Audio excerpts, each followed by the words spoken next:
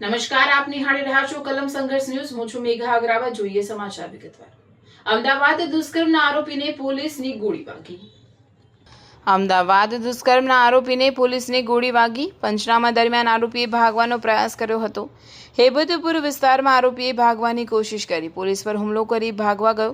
સ્વ બચાવમાં પોલીસે આરોપીના પગમાં ગોળી મારી. ઘટનામાં એક પોલીસકર્મી પણ ઇજાગ્રસ્ત થયો.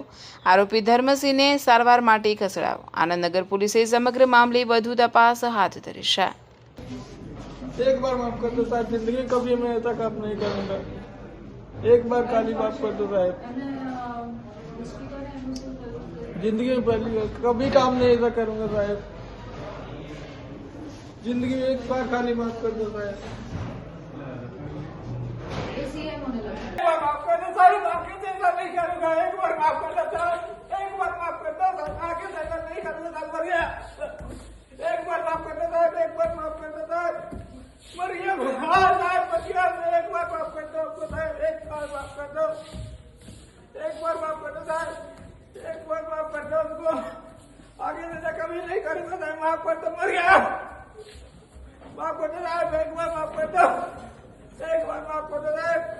आगे से कभी नहीं करूंगा. एक बार माफ कर दो साहब, एक माफ कर दो साहब, एक बार माफ कर दो साहब.